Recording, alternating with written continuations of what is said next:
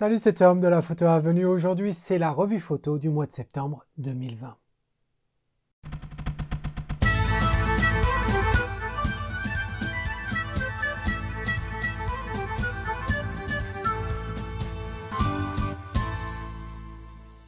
Et oui, c'est notre rendez-vous du mois tant attendu, la revue photo. Tu connais le principe. Certains membres de la classe argent et de la classe or de la Photo Avenue m'ont envoyé des photos pour être revues en vidéo, en public. Et donc, pour chacune des photos, je lis d'abord la description que m'a faite l'auteur. Ensuite, je te dis ce que je pense de la photo. Je réponds aux questions quand il y en a dans la description. Et ensuite, quand il est nécessaire et quand je peux le faire, eh bien, j'ai édité l'image afin d'illustrer mes propos de la critique. On y va, c'est parti, c'est dans Lightroom. Et voici les 8 photos que l'on a ce mois-ci. On va commencer par une photo de Thierry. Alors, Thierry, bonjour Tom, voici une photo prise lors du stage de Valençol dans les gorges du Verdon. Et oui, je me souviens, 2018, si je me souviens bien de la date. On avait passé un agréable moment pendant 3-4 jours. Très très sympa, mais très très chaud quand même. Alors, au niveau des objectifs, eh bien 32 mm f11, 1/60 de seconde, ISO 200. Alors, quoi penser de cette photo? Alors, écoute, moi quand je la regarde, Thierry, la première chose que je vois, c'est un certain manque de netteté quand même dans cette photo. C'est vrai que tu as subi un voile atmosphérique, comme il y a beaucoup dans cette région, d'autant plus l'été, on le voit, le voile. Mais c'est vrai que même en dehors du voile, je trouve qu'il y a un problème de netteté dans cette photo. Tu l'as faite à f11 pourtant. Quand on regarde bien en zoomant à 1.1, voici ce que l'on obtient. Il y a déjà une perte de netteté à cet endroit-là. Ici, c'est flou dans le coin. Je ne me rappelle plus avec quel objectif tu as fait ça. Si on va regarder dans les exifs, eh bien, tu as fait ça avec le 5D Mark III. Et au niveau de l'objectif, eh bien, pourquoi je ne vois pas l'objectif? Si, le 24-105 à f4. Et tu l'as fait donc à f11. Mais il y a une perte de netteté. Je trouve que c'est pas très net ici, c'est pas très net en bas aussi. Donc je ne sais pas où est-ce que tu avais fait la mise au point.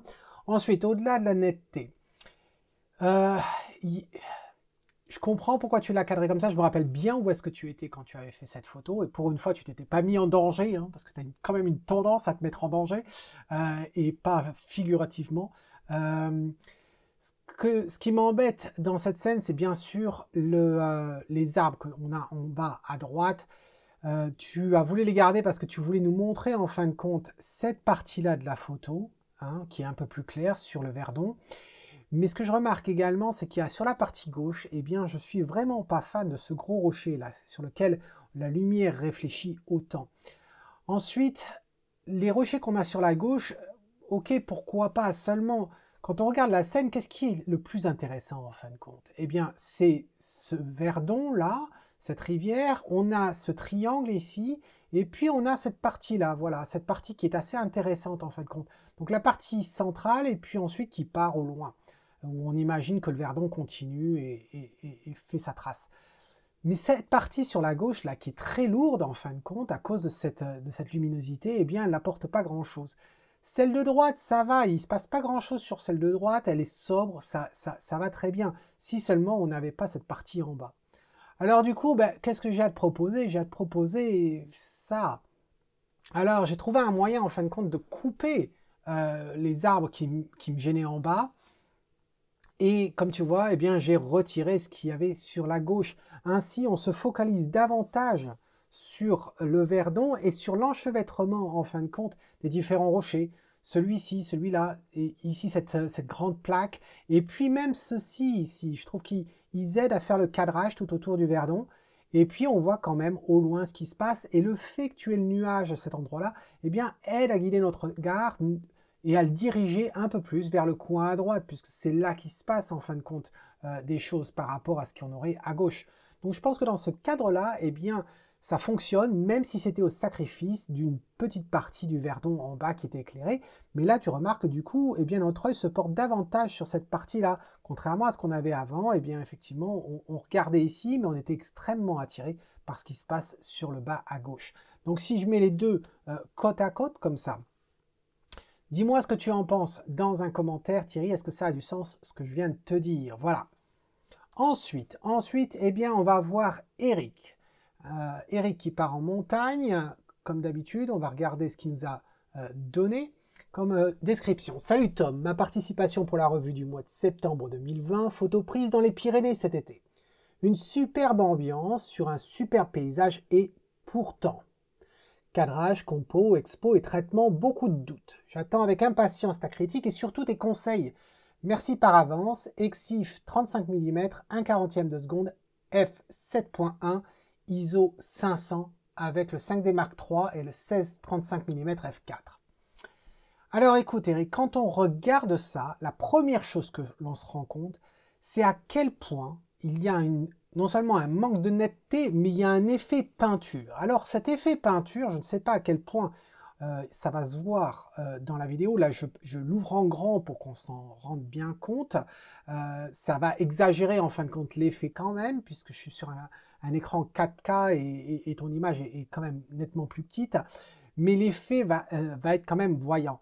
Alors, quand est-ce que l'on a un effet pareil? Généralement, c'est quand on a beaucoup recadré, ou aussi quand on est sous-exposé de beaucoup et qu'on a énormément de bruit et qu'on essaie de gérer le bruit après et du coup ça lisse un petit peu trop. Je pense que tu as dû avoir en fin de compte les deux. Ce que je trouve assez curieux dans l'histoire, c'est que tu me dises que ça a été fait avec un 5D Mark III, que ça a été fait avec un 16-35 mm et pourtant quand on regarde les EXIF du fichier, ça nous dit 70 mm. Et là, eh bien, je suis plus amené à croire effectivement que c'est avec le 70 mm plutôt qu'à 16-35 parce que c'est pas l'angle que l'on peut avoir d'un 16-35 à moins que tu aies sacrément recadré. Mais si on regarde les EXIF, alors regardons les EXIF exactement, qu'est-ce que tu as fait? Tu l'as fait avec le 24-105, monsieur, ce qui a plus de sens. Et donc, tu l'as fait à 70. Au niveau des expositions, qu'est-ce que ça donne? Je reviens dans le large. F7 ISO 1250. Tu vois, donc tes EXIF que tu mets dans la description ne correspondent pas. Et le fait que tu sois à 1250 expliquerait potentiellement le bruit que tu as eu, expliquerait aussi la gestion du bruit dans Lightroom peut-être, et donc du coup un lissage de ton image. 70 mm, j'ai des doutes quand même que ce cadrage soit le cadrage original. J'ai l'impression que tu as serré davantage parce que à 70 mm dans les montagnes, ça me paraît un petit peu trop grossi ici. Donc je pense que tu as recadré également. Donc je pense que c'est tout ça qui a amené à tout ça. Ensuite, bon, cela dit, ce qui importe aussi, c'est le résultat. Tu as choisi de cadrer comme ça. Est-ce que ça fonctionne en réalité? Eh bien, moi, ce que j'aime dans cette photo, c'est les différentes couches que l'on a, les différentes répétitions que l'on trouve. À commencer par ce devant de scène en bas. J'aurais bien aimé la voir un petit peu plus. Pas de beaucoup, juste un petit peu plus. Je trouve que quand on arrive ici au centre, eh bien c'est très petit en fin de compte. Je vois que tu as coupé des rochers ici, j'aurais peut-être aimé en avoir un petit peu plus. Voir par exemple l'espace que tu as entre ta signature et la bordure, eh bien j'aurais aimé l'avoir donc en dessous, effectivement, un peu plus grand de ça. Ensuite, donc ce que je disais, c'est que j'aimais bien ces différentes couches que l'on a ici. Alors, le ciel est intéressant, ces nuages là sont intéressants, mais j'ai l'impression en fin de compte qu'en ayant gardé autant de ciel, eh bien, tu aplatisses un petit peu le total et tu le rends un petit peu moins grandiose. Et en fait, on ne sait pas trop regarder dans cette photo. On ne sait pas trop regarder parce qu'on a une zone très lumineuse qui est ici. Et notre œil, la première chose qu'il regarde, eh bien, c'est ce triangle ici, là. Triangle j'aime bien cette courbe, elle est sympa. Seulement, il n'y a rien qui se passe, donc c'est pas trop là où on aura envie de regarder. Et pourtant, c'est là qu'on regarde en premier. Ensuite, on va être dirigé vers les nuages ici, qui sont lumineux, et puis dans le coin en haut à droite. Alors, ce que je me demande, c'est à quel point, en fait, l'information qui est sur la gauche ici est intéressante. Ce que j'aime bien, c'est ici, cette courbe-là, là et là. Ici, un petit peu moins, parce qu'en fin de compte, on n'y voit pas grand-chose. Donc, voilà ce que je dirais là-dessus. Et du coup, ça donne quoi? Eh bien, regarde si on recadre. Voilà, et là, le seul cadrage que j'ai fait, là, c'est vraiment de couper la partie d'en haut. Et j'ai l'impression déjà que quand on compare ce que tu as proposé avec celle-ci, déjà, on rentre davantage dans l'image, j'ai l'impression. On s'attarde un peu plus sur chacune des couches. Mais j'étais pas entièrement sûr que ça suffise, en fait. Et du coup, j'en ai fait une autre version. Voilà. Une version comme celle-ci.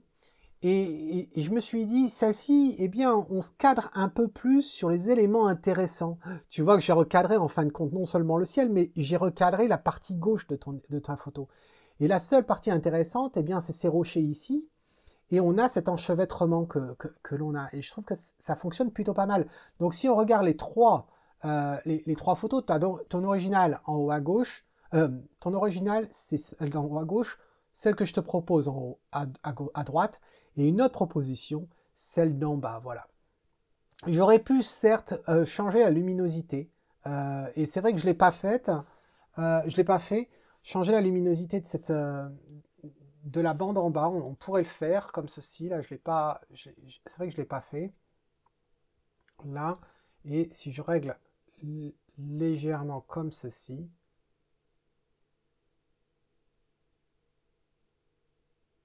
voilà. La problématique qu'on va se retrouver, c'est que, bon, maintenant que ça s'est fait, eh ben, il manque quelque chose à regarder dans cette scène quand même. Donc là, au niveau composition, je pense que ça fonctionne, mais il nous manque quelque chose, quoi. Il nous manque quelque chose, il nous manque un jeu de lumière, je pense. Voilà. Donc, dis-moi en tout cas, Eric, ce que tu en penses de ce que je viens de te dire. Est-ce que ça a du sens tout ça? Et merci d'avoir participé. Ensuite, on va avec Denis, un autre habitué justement de la revue photo. Bonsoir Tom, et non Rome. Bonsoir Tom. Si compte ma participation à la revue du mois de septembre, point d'interrogation, je ne sais pas pourquoi, hein, t'es pas sûr de la participation. Penses-tu que je dois encore renforcer le contraste entre la partie sombre et claire? Je me demande aussi si le fait d'assombrir un peu le sol est pertinent ou pas. Merci ton avis. Alors, regardons justement cette photo. Écoute, moi, quand j'ai regardé cette photo, c'est pas trop l'idée d'assombrir davantage ou d'augmenter le contraste. La première chose qui m'embête, c'est la première chose qui a attiré mon regard. C'est ça. Cette bande blanche que l'on a là. Ensuite, on en a un bout ici, on en a un bout ici. Au niveau du cadrage, eh bien, tu nous as laissé la sortie, en fin de compte, de ce petit canyon. Et ça m'embête. Ça m'embête parce que c'était en noir et blanc. On ne voit pas trop ce que c'est. Hein. C'est tellement lumineux qu'on ne voit pas trop ce que c'est. Et la problématique, c'est que tout ce qui est en cadre, tout ce qui est sombre autour de ça, eh bien, crée un cadre, en fin de compte, de cette fente. Et c'est pas forcément intéressant. C'est même pas intéressant du tout. Donc la première chose que tu verras dans la version que je vais te proposer, c'est que déjà, j'ai obstrué la fente. Et puis les points au-dessus. Ensuite, je pense qu'on pourrait également assombrir simplement une sorte de vignettage, mais sur les bords. Voilà. Déjà, supprimer certaines choses, comme ici, là, les détails blancs que l'on a dans le coin à gauche ne nous intéressent pas. Les points blancs que l'on a ici sur la partie gauche ne sont pas du tout intéressants également. Et une fois qu'on a ça, eh bien, on peut se poser la question si oui ou non, le fait de voir le ciel en haut qui est tout gris-blanc, est-ce que ça a de l'intérêt ou pas? Voilà, est-ce que ça a une certaine valeur? Quant à l'assombrissement en fin de compte de ton sol, eh bien oui, je pense qu'on pourrait assombrir légèrement sur la partie droite, mais pas trop sur la partie gauche, ou pas du tout même, afin de garder une certaine homogénéité au niveau de la lumière et un certain réalisme. Alors, ça donne quoi? Eh bien, ça donne ça, ce que je viens de te dire. Voilà, d'assombrir légèrement. Alors, si on met les deux à côté pour que tu comprennes bien, j'ai retiré certains points à gauche les points blancs, j'ai obstrué la fente, et puis j'ai assombri un petit peu en bas dans le sol, voilà. Et puis du vignettage avec un filtre gradué de part et d'autre pour assombrir. Voilà ce que l'on a. Et puis après, je me suis dit, bah, qu'est-ce qui se passe si on retire le ciel en fin de compte? Et voilà ce que l'on obtient. La version 1, elle se trouve au milieu. Et je trouve que c'est pas si mal que ça, en fin de compte. C'est pas si mal que ça. Et c'est peut-être mieux, d'ailleurs. C'est peut-être mieux. Alors, pour mieux la voir, regardons-la comme ceci, peut-être en grand. Et j'ai l'impression qu'on rentre davantage dans ta scène, puisqu'on n'a pas de blanc-gris sans texture. Donc, voilà ce que je te propose. Dis-moi ce que tu en penses dans un commentaire, s'il te plaît, Dinis. Merci d'avoir participé, ou j'en ai rajouté un petit peu trop. Là, voici les 3 photos, les 3 versions. Ensuite, on va avec Manon, qui nous fait quelque chose de différent ce mois-ci. Hello Tom, comme promis, lors de ma dernière participation, je ne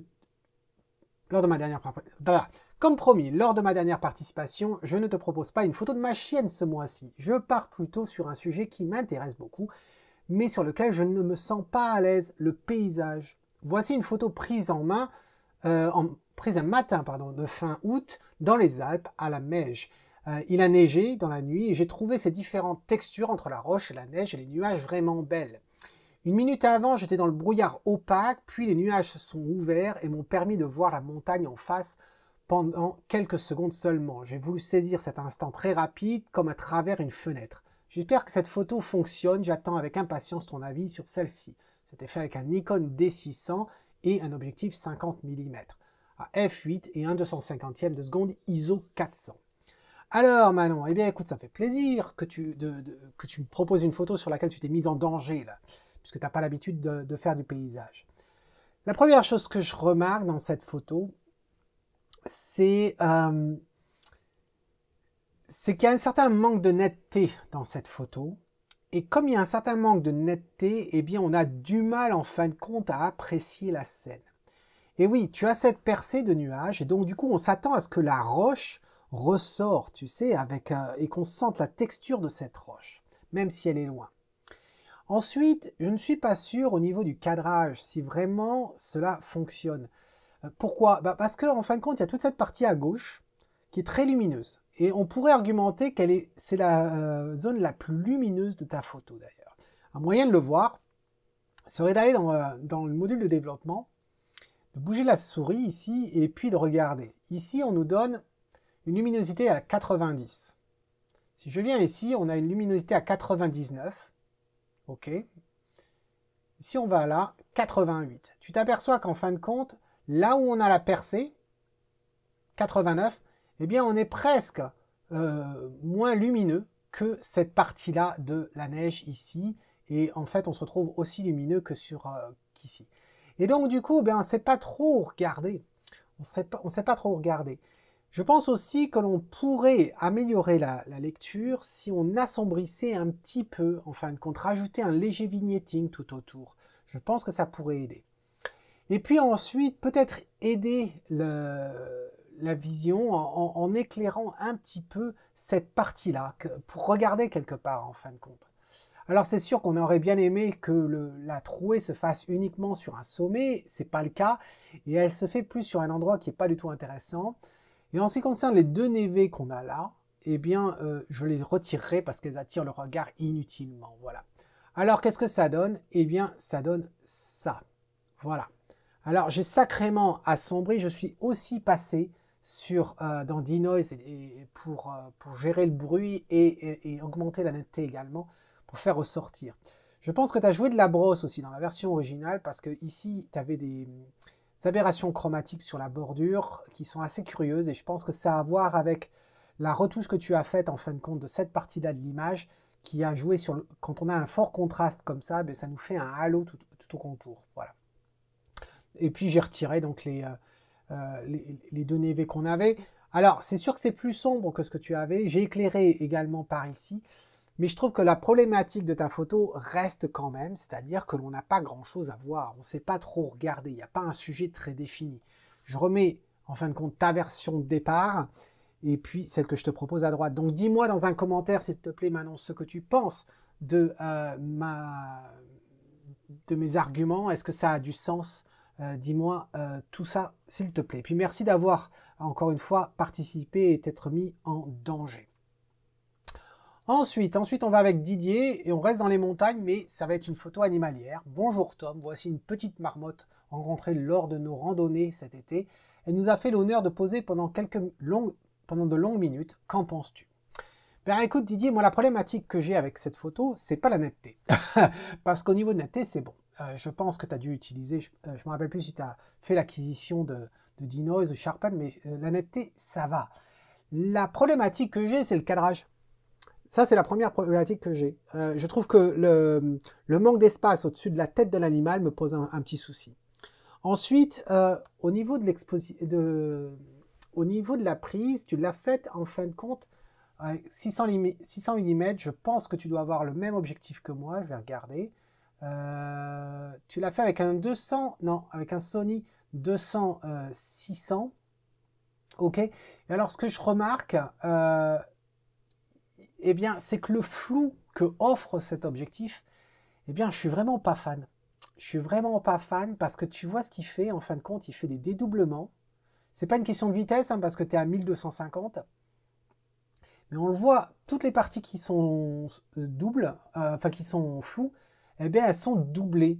Ça veut dire que le bokeh de cet objectif, eh bien, il n'est vraiment pas de mon goût, en fin de compte. Hein. J'aime vraiment pas ce qu'il est en train de faire. Bon, ça, c'est une chose. Ensuite, là, tu n'y peux rien par rapport à ça. Mais l'espace au-dessus de la tête, ça m'embête quand même. Ensuite, je pense que cette photo aurait besoin d'être nettoyée parce que je trouve que les herbes, ici, perturbent en fait là. De par justement le bokeh, si elles avaient été floues, pardon, qu'on n'avait pas les traits à l'intérieur de ces tiges-là, je pense que ça aurait été. Cette tige-là m'embête, là, celle qui passe devant l'animal, celle-ci aussi m'embête. Et puis on aurait pu retirer celle-ci. En haut, tu as un caillou avec une tige ici cramée. Les pierres aussi qui attirent le regard, cette petite tige-là. Voilà. Et donc du coup, ben, au niveau du cadrage, je suis vraiment, vraiment pas fan. Et c'est dommage parce que tu as capturé l'animal qui était bien net et tout. Alors, qu'est-ce que j'ai essayé de faire? Ben, j'ai essayé de jouer sur le nettoyage dans Lightroom aussi bien qu'on puisse le faire. Et puis, du cadrage. Ça donne quoi? Eh bien, ça donne ça. Voilà. Là, on rentre davantage dans l'animal, en quelque sorte. L'herbe sur la gauche, sur la droite m'embête un peu parce qu'elle est quand même lumineuse. Si j'étais dans Photoshop, je retirerais facilement ça en faisant un clonage à partir de là et ça serait beaucoup plus propre. Voilà.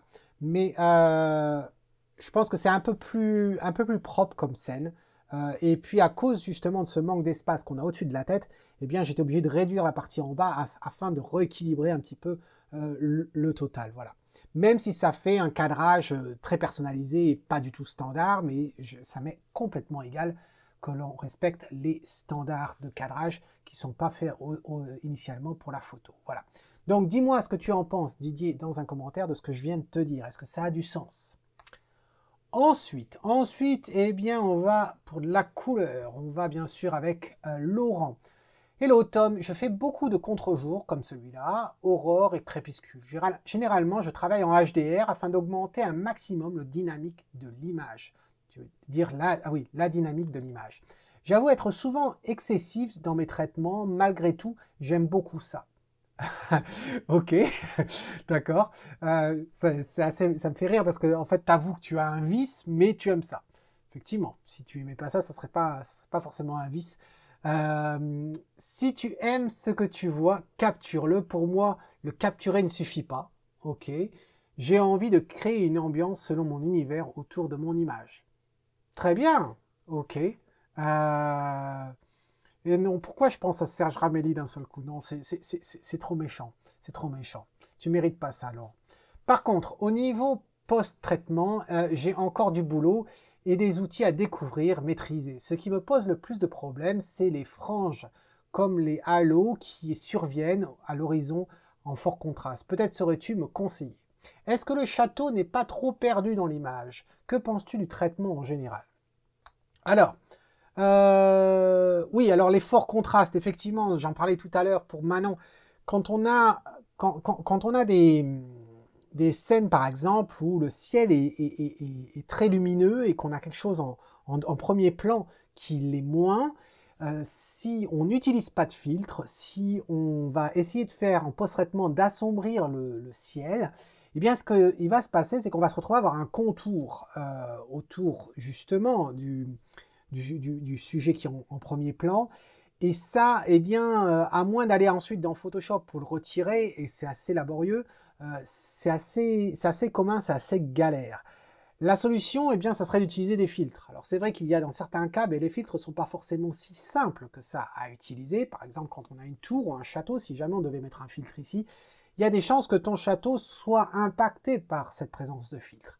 Mais à la limite, des fois, eh bien, il vaut mieux que le sujet soit impacté légèrement par le filtre, le rééclairer après coup en post-traitement, plutôt qu'en fin de compte ne pas utiliser de filtre et assombrir l'arrière-plan qui était trop lumineux. On obtient généralement de meilleurs résultats. Alors, maintenant, en ce qui concerne ta photo, photo assez intéressante, je dois dire le château est pas mal. Est-ce qu'il est mis en évidence? Comment tu l'as dit? Est-ce que le château n'est pas trop perdu dans l'image? Eh bien, on le voit le château, hein. On le voit le château, mais est-ce que ce cadrage se justifie? Voilà. Est-ce qu'il y a une raison particulière à garder ce cadrage-là? Quand je regarde ce cadrage, la seule chose qui pourrait à mes yeux justifier un tel cadrage aussi large, ça serait l'activité dans le ciel. C'est la forme des nuages en fin de compte. Une sorte d'explosion qui envoie des nuages tels les tentacules d'une pieuvre. Ça pourrait expliquer en fin de compte. Mais est-ce que le sujet c'est ce ciel ou est-ce que c'est ce château? Est-ce que les nuages mettent en valeur le château? Est-ce que le fait d'avoir gardé autant d'informations ici sur la gauche, est-ce que ça met en valeur le château? Est-ce que d'avoir un champ aussi immense, est-ce que ça met en valeur ce château? Est-ce que ce ciel aussi immense met en valeur ce château? Généralement, quand on garde un ciel aussi imposant, eh bien, ça va avoir tendance à écraser ce qui se trouve dessous. Alors, ça peut être très sympa, effectivement, si on prend des photos de Death Valley, la vallée de la mort, dans le Nevada, à côté de Las Vegas, ou ces grandes vistas que l'on peut avoir aux États-Unis ou avec le Grand Canyon. Ça peut avoir un intérêt parce qu'effectivement, il ne se passe pas forcément grand-chose au niveau terrestre, et donc, du coup, d'avoir ce ciel, eh bien, ça nous crée quelque chose, peut-être. Mais dans les montagnes ou bien au-dessus d'un bâtiment comme ça, eh bien, je ne suis pas forcément sûr que ça aide justement. Alors, ensuite, il y a des choses qui sont très visibles. Par exemple, cette partie blanche, là, ici, je ne sais pas de quoi il s'agit, mais ça attire le regard. Les points blancs que l'on a sous les arbres, ici, il y a des choses qui se passent. Dans un panneau ici qui est un peu plus large. Donc, et puis, il y a un poteau lumineux ici. Alors, je ne veux pas dire que le poteau, il faut les supprimer, mais il attire le regard parce que c'est la partie la plus lumineuse que l'on a dans ce coin-là. Donc, à se poser la question, est-ce que ça sert à quelque chose, effectivement, tout ça? Alors, qu'est-ce que je te propose? Eh bien, comme tu m'as dit dans la description qu'en fin de compte, le château reste quand même ton sujet, eh bien, je me suis dit, tiens, je vais recadrer autour du château. Et puis ensuite, au niveau de l'exposition, je vais faire en sorte d'accentuer, puisque je vais en fin de compte couper la partie gauche, accentuer les rayons du soleil sur ce château et assombrir la partie inférieure de l'image comme si c'était un coucher de soleil ou un lever de soleil, et les rayons en fin de compte ne touchent que le château parce qu'il est surélevé par rapport à tout le reste. Alors qu'est-ce que ça donne? Eh bien ça donne ça. Voilà. Alors c'est sûr qu'en ayant recadré une image comme ça paraît tout pixelisé, mais si je change la vue, voilà. Alors là, c'est tout petit sur ton écran, bien entendu, mais c'est pour te montrer à quel point le château prend plus de valeur. Et on voit, ce qui est intéressant, c'est qu'il est perché. Je trouve que là, on sent qu'il est perché. Il est perché, sous-entendu, quelque chose qui est perché, quelque chose qui est haut, plus haut que le reste. Donc là, c'est le cas. Quand on regarde cette version-là, le château est toujours perché, c'est clair, il l'est. Mais quand on regarde les arbres qui sont à côté, ils sont à la même hauteur. Les arbres qui sont ici sont à la même hauteur. Donc ça veut dire que ce n'est pas la seule chose qui ressort en fin de compte du paysage ici. Et je trouve qu'il perd un peu de son état de perchoir. Voilà. Alors que sur cette version-là, eh bien, il est un petit peu perché. Alors, tu vois que j'ai augmenté la saturation des jaunes, j'ai assombri à l'aide d'un filtre radial, en fin de compte, qui passe ici, pour assombrir cette partie-là, et assurer que la saturation du bleu... Alors ce que j'ai fait, c'est que j'ai joué sur la balance des blancs en général, et je suis allé un peu plus vers le jaune, et un peu plus vers le magenta, globalement. Et ensuite, j'ai joué sur le bleu pour augmenter la saturation du bleu, augmenter la saturation du jaune, ici. Et sur cette partie-là en bas, eh bien, j'ai changé, j'ai fait l'inverse, en fin de compte.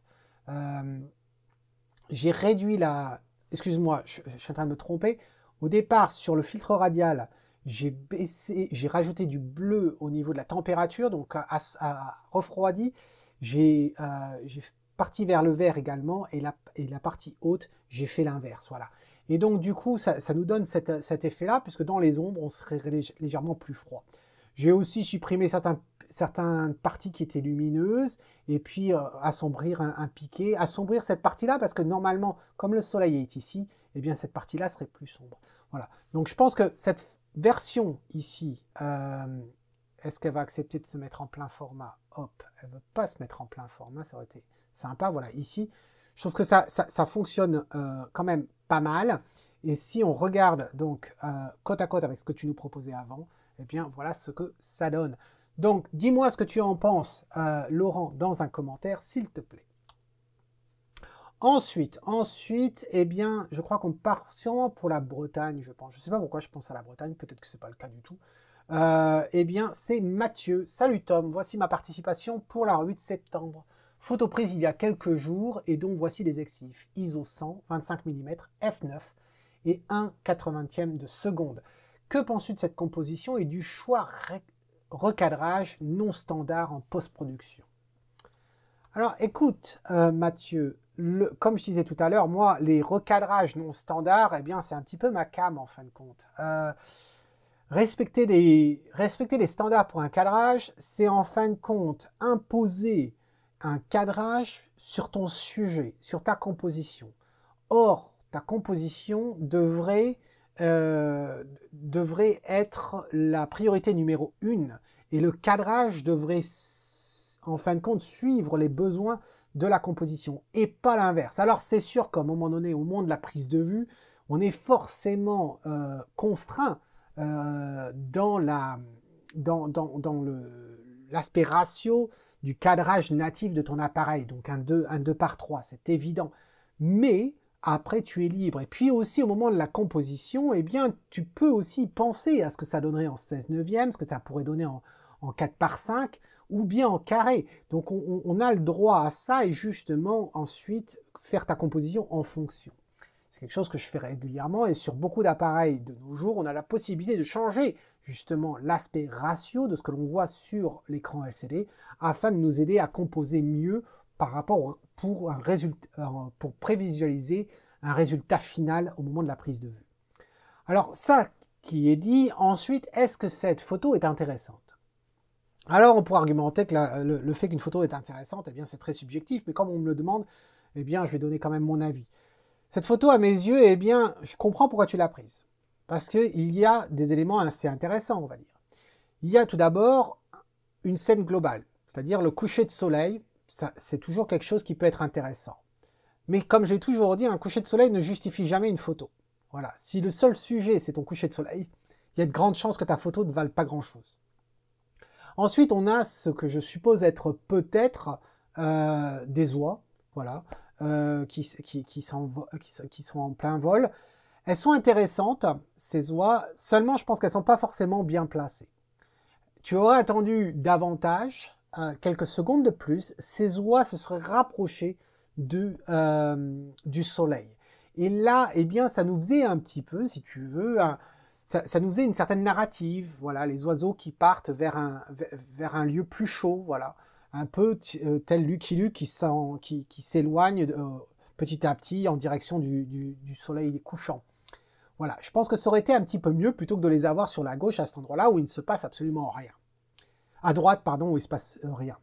Et puis ensuite, justement, en parlant de droite, eh bien, qu'est-ce qu'on a? On a ce rocher ou ces deux rochers là. Je suis pas sûr. Je suis pas sûr. Et je pense que ce rocher-là explique la raison pour laquelle tu as fait un cadrage comme ceci.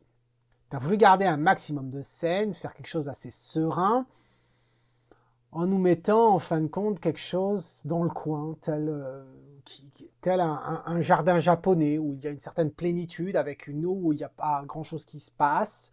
voilà, très paisible, et puis avec un immobilisme qui est renforcé avec ce rocher et cette ombre.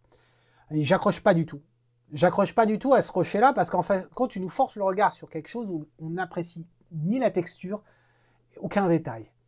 Entre l'ombre et les deux rochers, on voit certes quelques détails. Hein. Ça serait de mentir qu'on ne voit pas de détails. Il y a des détails dessus, mais il n'y a rien d'intéressant. Et ensuite, dans cette scène, eh bien, il n'y a vraiment rien d'intéressant non plus, en soi. Cette scène, si on est honnête, dans 3 jours, on s'en rappellera plus. Cette photo n'a rien de mémorable, parce qu'il n'y a pas d'autres éléments. Tu as à la limite, tu vois, tu aurais retiré le caillou, simplement le lac, avec un coucher de soleil, pourquoi pas, mais il n'y a rien, on n'a même pas un arbre qui ferait ressortir, on n'a même pas une église qui serait très visible, toutes les maisons, elles sont au loin, on les distingue à peine, on fait à peine la distinction entre les murs blancs et les toitures. On n'arrive même pas à avoir les détails qui pourraient nous aider à comprendre où est-ce que cette photo a été prise, dans quelle région de France, puisque généralement chaque région, quelques régions ont des habitats très typiques, on n'arrive à rien identifier ici. Et puis ensuite, par exemple, les mêmes questions, est-ce que tous les éléments dans cette photo apportent quelque chose? Par exemple, ici, le fait que tu aies choisi de faire ton cadrage à cet endroit-là, est-ce que c'est intéressant? La chose, c'est que ici, eh bien, notre regard va être attiré. Pourquoi il était attiré? Parce que au-dessus de la cime des arbres ici, il y a une partie lumineuse, la même partie lumineuse que l'on a ici, là, ce gris bleu clair. Et donc, du coup, on est attiré par là. Et il ne se passe absolument rien. Donc, je n'y crois absolument pas. Je n'y crois absolument pas. Voilà. Alors, du coup, ben, qu'est-ce que je pouvais faire? Je me suis dit, tiens, je vais essayer de te montrer. Alors, je été obligé d'aller dans Photoshop, essayer de bouger ces oiseaux à un autre endroit. Surtout, je ne t'invite pas à le faire. C'est juste pour illustrer justement le propos que si tu avais attendu quelques secondes de plus, les oiseaux auraient été dans une situation un peu plus intéressante. Et puis, bien sûr, retirer cette partie droite en bas qui n'a absolument rien d'intéressant avec ce rocher. Ça donne quoi? Eh bien, ça donne ça. Voilà.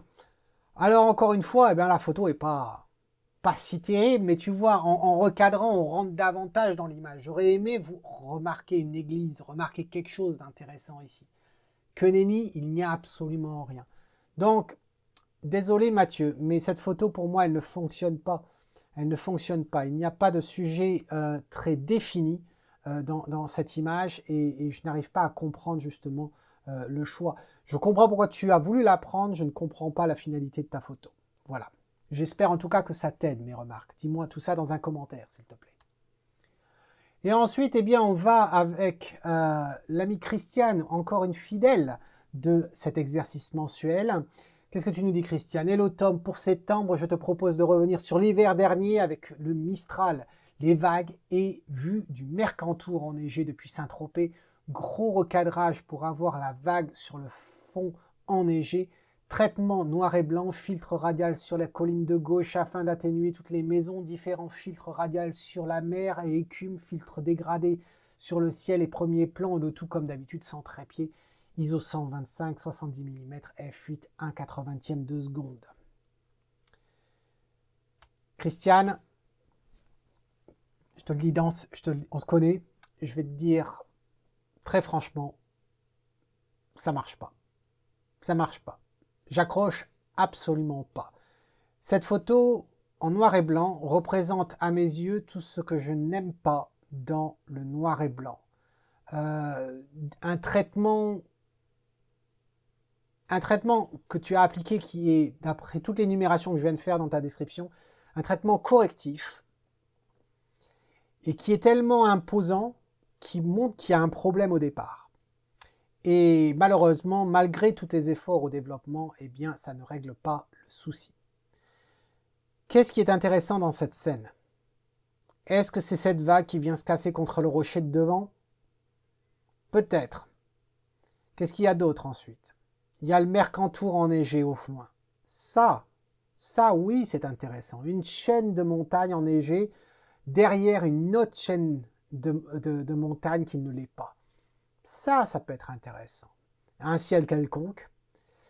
Mais alors, les collines la colline à gauche, je ne sais pas si c'est la colline de Saint-Tropez, quelle que soit cette colline, la seule chose à quoi elle ressemble, c'est un amas de détritus dans une décharge publique. Voilà à quoi ressemble ça. J'ai l'impression de voir une photo d'un bidonville sur les bords d'Afrique du Sud.